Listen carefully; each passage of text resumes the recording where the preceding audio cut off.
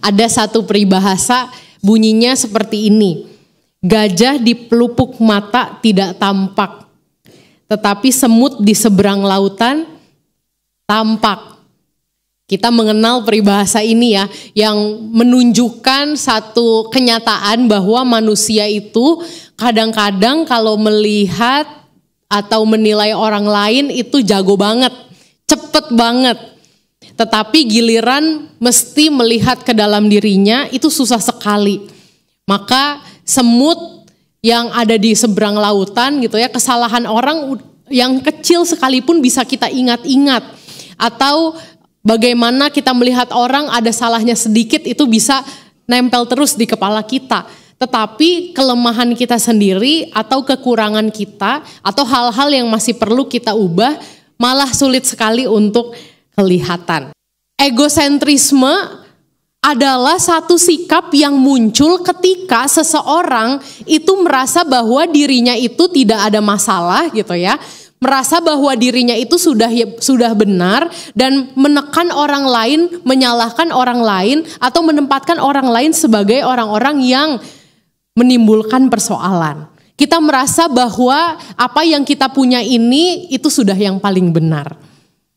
Contoh yang pertama sikap egosentrisme yang paling jelas bisa kita lihat adalah ketika ada seorang pemuda yang punya harta banyak gitu ya.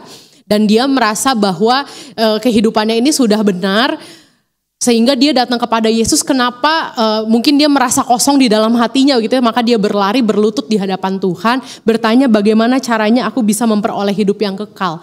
Karena dia merasa bahwa dia sudah melakukan berbagai macam hukum-hukum Taurat. Tidak berzina, tidak menipu orang, menghormati ayah dan ibu, kemudian tidak mencuri dan seterusnya.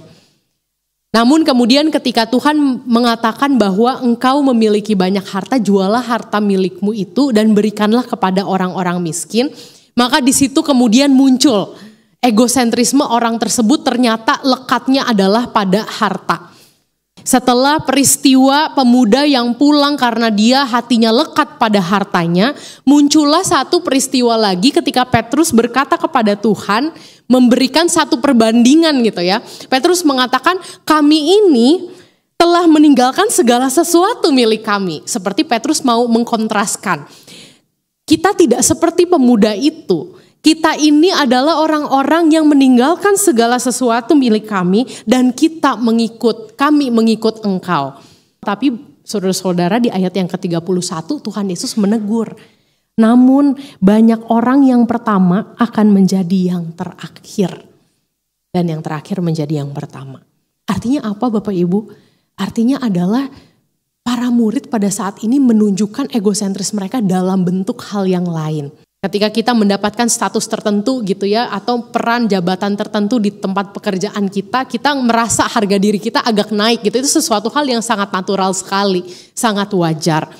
Tetapi kemudian kalau hati kita lekat pada status, pada jabatan, sehingga kemudian kita mulai sedikit-sedikit memandang orang-orang di sekitar kita lebih rendah, meskipun gak ketahuan gitu ya, adanya di dalam hati kita, hati-hati itu adalah jebakan egosentrisme.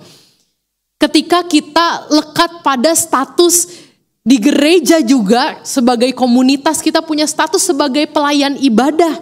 Lalu kemudian sedikit di dalam hati kita mulai merasa jauh lebih berbangga diri dibandingkan orang yang belum berpelayanan. Hati-hati itu juga adalah bentuk egosentrisme. Atau ketika kita mulai membandingkan apa yang kita lakukan di gereja dengan rekan-rekan kita, hati-hati itu benih-benih menuju egosentrisme. Lekat pada status. Atau ada juga orang-orang yang lekatnya pada hal-hal sederhana, misalkan hal waktu gitu ya. Ada orang yang lekatnya pada waktu. Saya pengakuan dosa, saya juga lekatnya pada waktu Bapak Ibu. Gak sabaran banget. Kalau misalkan kepengen sesuatu begitu ya, itu mesti cepet. Itu bibit egosentrisme juga. Sehingga kita sulit menoleransi kalau misalkan ada hal-hal yang tidak berjalan sesuai dengan rencana. Yang lekatnya adalah pada penampilan juga ada. Nah ini biasanya orang yang lekat pada waktu, orang yang lekat pada penampilan kalau dijadiin satu berantem Bapak Ibu. Kalau mau pergi gitu ya, yang satu dandan sedemikian rupa gitu ya, gak apa-apa telat, yang penting aku cantik gitu ya, gak ada, yang penting alisnya simetris gitu ya, gambar alisnya jangan sampai mengsong. Akhirnya yang nungguin itu marah. Dan yang nungguin itu lekatnya pada waktu, ini udah telat 5 menit. Belum keluar 10 menit, akhirnya ribut di jalan gitu ya. Atau kadang ada orang yang lekatnya dengan perasaan berguna gitu ya. Kalau jadi nggak kenal istirahat, pengennya berguna terus tapi kelebihan. Akhirnya kemudian dia tidak beristirahat. Ada banyak kelekatan dalam hidup kita ini yang sebetulnya sumbernya dari ego. Dan itu kalau kita pelihara, kita lanjutkan berlebihan, akhirnya kita memunculkan sikap-sikap yang membuat relasi kita dengan saudara-saudara kita akhirnya bertikai. Atau ketika kita diminta Tuhan untuk melakukan sesuatu, membagikan sesuatu, kita jadi begitu terhambat. Kenapa? Karena kita lekat dengan apa yang kita punya. Karena ketika kita menggenggam sesuatu terlalu erat di dalam genggaman kita, kadang-kadang itu membuat kita menjadi tidak merasa damai sejahtera. Segala usaha yang kamu lakukan dengan cara menginjak-injak orang lain, segala sesuatu yang kamu pertahankan demi egosentrisme, dan itu kemudian menekan orang lain, pada akhirnya tidak akan menghasilkan berkat dan buah di dalam kehidupanmu. Betapapun kita berupaya, betapapun kita berusaha, damai sejahtera itu tidak akan hadir di dalam diri kita kalau kita melakukannya demi kepentingan, demi pemaksaan diri, demi pemaksaan kehendak yang ada di dalam hati kita. Sebetulnya di dalam komunitas ketika kita berelasi, hal utama yang perlu untuk kita berikan kadangkala bukan sesuatu yang ada di dalam pikiran kita gitu ya. Kadang-kadang yang kita perlu berikan adalah bela rasa. Bagaimana kita juga merasakan apa yang dia rasakan. Kalau di dalam Alkitab ada ayat yang berbunyi, bersukacitalah bersama dengan orang bersukacita, menangislah dengan orang yang menangis. Nah kalau kita kadang-kadang kebalikannya gitu ya, orang lagi bersukacita, kita kasih beban tambahan. Padahal mungkin yang dibutuhkan oleh sahabat kita, oleh pasangan kita, oleh anak-anak kita adalah kita sama-sama bersukacita dengan dia. Tapi kadang-kadang yang muncul adalah egosentris kita, standar-standar kita gitu ya, kamu mestinya bisa ini, kamu mestinya bisa itu, dan itu terjadi. Lalu murid-murid bertanya, jadi bagaimana caranya? Apakah mungkin diselamatkan? Kalau misalkan manusia itu memiliki kelekatan yang sedemikian rupa. Lalu Tuhan mengatakan, tiada yang mustahil bagi Tuhan, meskipun bagi manusia itu kelihatan sangat sulit sekali. Tuhan meskipun tahu manusia sebegitu berdosanya, sebegitu gampangnya jatuh pada egosentrisme, menyediakan firman Tuhan. Firman Tuhan itu adalah Yesus Kristus sendiri ketika ia turun ke dunia dan menunjukkan kebenaran. Dan firman Allah juga adalah Alkitab, kitab suci yang kita baca sampai dengan saat ini. Yang fungsinya apa? Fungsinya lebih tajam dari pedang bermata dua yang bisa membuat kita membedakan mana yang baik, mana yang jahat. Yang membuat kita membedakan mana yang adalah ego kita, mana yang bukan. Dan orang-orang percaya dapat memelihara kehidupannya, komunitas kita bisa terus berjalan baik. Kenapa? Karena kita berpegang pada firman Allah yang mampu mengajar, yang mampu menyatakan kesalahan, yang mampu menegur dan menuntun kita di dalam jalan kebenaran. Firman Tuhan itu seperti peta, Bapak Ibu. Kita zaman sekarang hidup sulit kalau nggak ada Google Maps gitu ya. Saya juga sulit kalau misalkan nggak ada Google Maps. Kita udah banyak mengandalkan Google Maps. Kenapa? Karena memang di dalam Google Maps itu ada banyak fitur yang bisa dimanfaatkan gitu ya. Bukan hanya kalau dulu kan bukan Google Maps, peta kertas gitu, kita cuma bisa melihat lokasi-lokasi ada di mana. Tapi Google Maps ini canggih.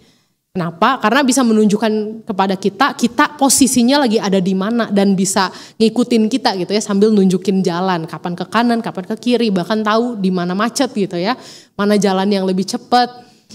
Dan firman Tuhan itu adalah seperti peta kehidupan kita yang bukan hanya menunjukkan tujuan ada di mana, bukan hanya menunjukkan jalan yang benar itu ada di mana, tetapi firman Tuhan itu mampu untuk menunjukkan kamu ada di mana, kita ada di mana. Apa yang sedang kita lakukan di dalam kehidupan kita, itu yang kemudian bisa ditunjukkan oleh firman Allah apakah kita ada di jalan yang benar atau tidak. Wong kita manusia berdosa. Maka tidak apa-apa kalau kita dikoreksi oleh firman Tuhan. Ketika kita membaca firman Tuhan, kita jujur di hadapan Tuhan, kita sampaikan hal-hal yang masih menjadi kegelapan hati kita. Itu adalah latihan-latihan kecil kita yang bisa kita lakukan agar hidup kita semakin menjadi kehidupan yang rendah hati. Dan biarlah gereja kita juga terus menjadi gereja yang rendah hati, mengetahui dan menyadari, mengakui bahwa kita ada sekarang, semuanya itu hanya karena anugerah Tuhan. Bukan karena kehebatan-kehebatan para pelayannya, bukan karena juga orang-orang di dalamnya adalah orang-orang yang suci semua begitu ya. Tetapi kita ada karena anugerah Tuhan. Dan biarlah hidup kita juga senantiasa didasarkan oleh firman Tuhan. Menjadi baru setiap hari, diperbarui dari hari ke sehari. Kiranya Tuhan Yesus memberkati kita. Amin.